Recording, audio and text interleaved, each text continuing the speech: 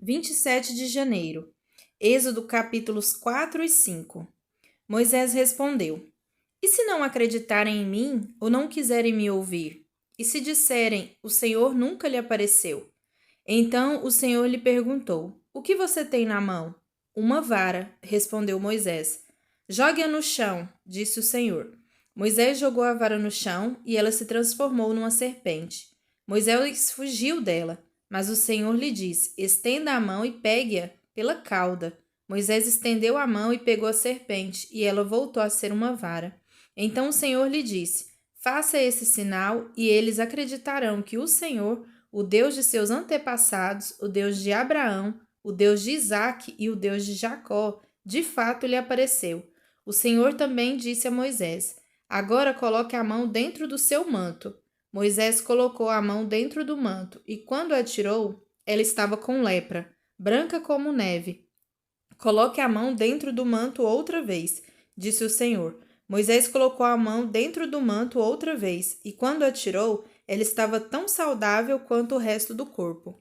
Disse ainda: Se eles não acreditarem em você e não se deixarem convencer pelo primeiro sinal, serão convencidos pelo segundo. E se não acreditarem em você nem ouvirem depois desses dois sinais, tire um pouco de água do rio Nilo e derrame-a sobre a terra seca.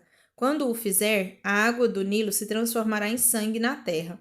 Moisés, porém, disse ao Senhor: Ó Senhor, não tenho facilidade para falar, nem antes, nem agora que falaste com teu servo. Não consigo me expressar e me atrapalho com as palavras. O Senhor perguntou a Moisés: Quem forma a boca do ser humano? Quem torna o homem mudo ou surdo? Quem o torna cego ou faz ver? Por acaso não sou eu, o Senhor? Agora vá, eu estarei com você quando falar e o instruirei a respeito do que deve dizer. Por favor, Senhor, suplicou Moisés, envia qualquer outra pessoa.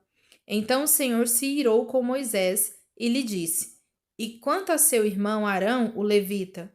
Sei que ele fala bem. Veja, ele está vindo ao seu encontro e se alegrará em vê-lo. Fale com ele e diga as palavras que ele deve transmitir. Estarei com vocês dois quando falarem e os instruirei a respeito do que devem fazer. Arão falará por você diante do povo. Ele será seu porta-voz, e você será como Deus para ele. Leve com você a vara e use-a para realizar os sinais que eu lhe mostrarei. Moisés voltou à casa de Jetro, seu sogro, e lhe disse: Por favor, permita-me voltar ao Egito para procurar meus parentes. Nem sei se ainda vivem. Vá em paz, respondeu Jetro. Antes de Moisés partir de Midian, o Senhor lhe disse: Volte ao Egito, pois todos que querem matá-lo já morreram. Então Moisés tomou sua mulher e seus filhos, montou-os num jumento e voltou para a terra do Egito. Levava na mão a vara de Deus. O Senhor disse a Moisés: Quando chegar ao Egito, apresente-se ao Faraó e faça todos os milagres para os quais eu o capacitei. Contudo, endurecerei o coração dele, para que se recuse a deixar o povo sair. Você dirá ao Faraó: Assim diz o Senhor: Israel é meu filho mais velho. Ordenei que você deixasse meu filho sair para me adorar. Mas, uma vez que você se recusou, matarei seu filho mais velho. No caminho para o Egito, no lugar onde Moisés e sua família haviam parado a fim de passar a noite, o Senhor o confrontou e estava prestes a matá-lo. Mas Zípora pegou uma faca de pedra e circuncidou seu filho. Com o prepúcio tocou os pés de Moisés e lhe disse: Agora você é para mim um marido de sangue. Quando disse um marido de sangue, estava se referindo à circuncisão. Depois disso, o Senhor deixou Moisés. O Senhor tinha dito a Arão: Vá ao deserto ao encontro de Moisés. Arão foi, encontrou Moisés no monte de Deus e o saudou com um beijo. Moisés contou a Arão tudo o que o Senhor havia ordenado que ele dissesse e falou também sobre os sinais que deveriam realizar. Então Moisés e Arão voltaram ao Egito e convocaram uma reunião com todos os líderes de Israel.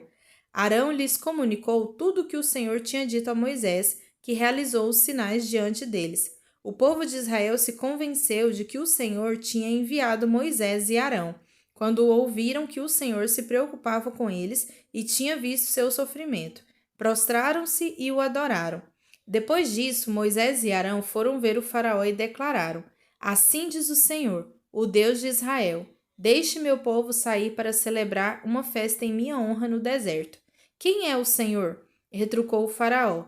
Por que devo dar ouvidos a ele e deixar Israel sair? Não conheço o Senhor e não deixarei Israel sair. Então Arão e Moisés disseram: O Deus dos Hebreus se encontrou conosco. Portanto, deixe-nos fazer uma viagem de 3 dias ao deserto para oferecermos sacrifícios ao Senhor nosso Deus. Do contrário, ele nos castigará com alguma praga ou pela espada. O rei do Egito respondeu: Moisés e Arão, por que distraem o povo de suas tarefas? Voltem ao trabalho. Olhem, há muitos do seu povo nesta terra e vocês o estão impedindo de trabalhar. Naquele mesmo dia, o faraó deu a seguinte ordem aos capatazes egípcios e aos supervisores israelitas: Não forneçam mais palha para o povo fazer tijolos. De agora em diante, eles mesmos devem ajuntá-la.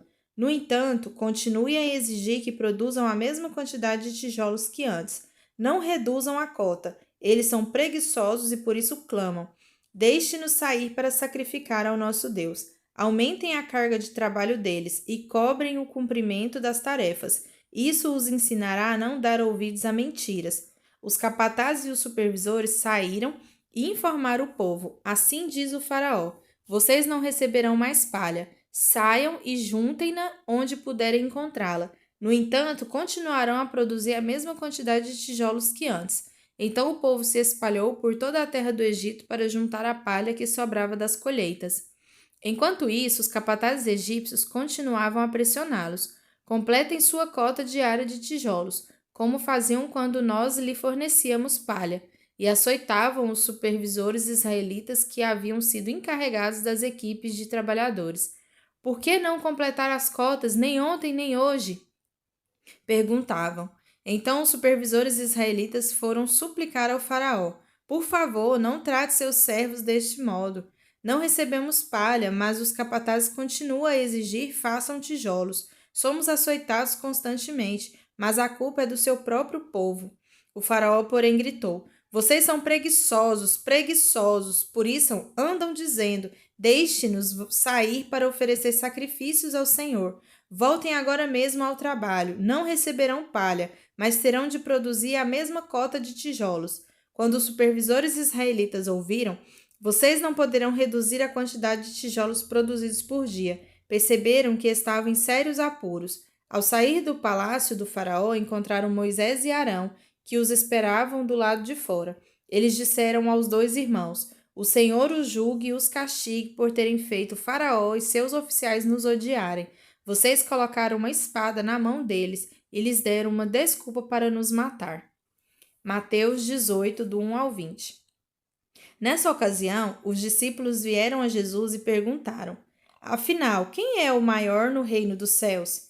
Então Jesus chamou uma criança pequena e a colocou no meio deles. Em seguida disse: Eu lhes digo a verdade. A menos que vocês se convertam e se tornem como crianças, jamais entrarão no reino dos céus. Quem se torna humilde como esta criança é o maior no reino dos céus. E quem recebe uma criança como esta em meu nome recebe a mim. Mas se alguém fizer cair em pecado um destes pequeninos que em mim confio, teria sido melhor ter amarrado uma grande pedra de moinho ao pescoço e se afogado nas profundezas do mar. Quanto sofrimento haverá no mundo por causa das tentações para o pecado? Ainda que elas sejam inevitáveis, aquele que as provoca terá sofrimento ainda maior.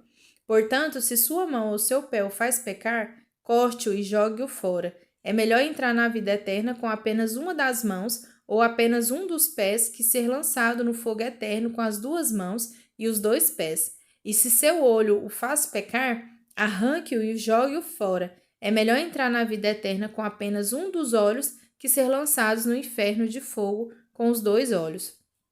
Tomem cuidado para não desprezar nenhum destes pequeninos, pois eu lhes digo que no céu os anjos deles estão sempre na presença de meu Pai Celestial, e o Filho do Homem veio para salvar os que estão perdidos.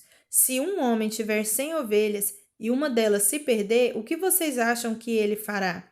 Não deixarás as outras 99 nos montes e sairá à procura da perdida? E se a encontrar, eu lhes digo a verdade. ele se alegrará por causa dela, mais que pelas 99 que não se perderam. Da mesma forma, não é da vontade de meu Pai no céu que nenhum destes pequeninos se perca. Se um irmão pecar contra você, fale com ele em particular e chame-lhe a atenção para o erro. Se ele o ouvir, você terá recuperado seu irmão. Mas se ele não o ouvir, leve consigo dois, outros e fale com ele novamente, para que tudo o que você disser seja confirmado por 2 ou 3 testemunhas. Se ainda assim ele se recusar a ouvir, apresente o caso à igreja. Então, se ele não aceitar nem mesmo a decisão da igreja, trate-o como gentil ou como cobrador de impostos. Eu lhe digo a verdade: o que vocês ligarem na terra será ligado no céu, e o que desligarem na terra terá sido desligado no céu.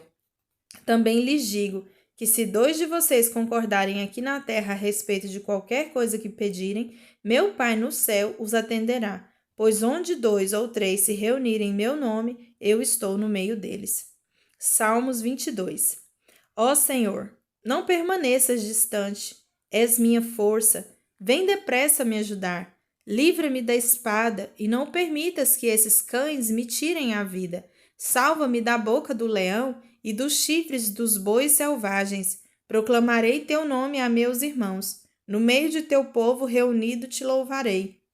Louvem ao Senhor todos os que temem. Glorifiquem-no todos os descendentes de Jacó. Reverenciem-nos todos os descendentes de Israel, pois ele não desprezou nem desdenhou o sofrimento dos aflitos. Não lhes deu as costas, mas ouviu seus clamores por socorro. Eu te louvarei na grande congregação, cumprirei meus votos na presença dos que te adoram. Os pobres comerão e se saciarão. Todos que buscam o Senhor o louvarão, e terão o coração cheio de alegria sem fim. Toda a terra reconhecerá o Senhor e voltará para ele. Diante dele se prostrarão todas as famílias das nações, pois o Senhor reina e governa sobre todos os povos. Que os ricos da terra celebrem e o adorem, todos os mortais se prostrem diante dele, todos cuja vida terminará como pó. Nossos filhos também o servirão. As gerações futuras ouvirão sobre o Senhor, proclamarão sua justiça aos que ainda não nasceram e falarão a respeito de tudo que ele faz. Provérbios 5, do 15 ao 21. Beba a água de sua própria cisterna. Compartilhe seu amor somente com sua esposa, porque derramar pelas ruas a água de suas fontes ao ter sexo com qualquer mulher. Reserve essa água apenas para vocês, não a reparta com estranhos. Seja abençoada a sua fonte. Alegre-se com a mulher de sua juventude. Ela é gazela amorosa, corça graciosa. Que os seios de sua esposa o satisfaçam sempre, e você seja cativado por seu amor todo o tempo. Porque, meu filho, se deixar cativar pela mulher imoral, ou acariciar os seios da promíscua, pois o Senhor vê com clareza o que o homem faz e examina todos os seus caminhos. Amém.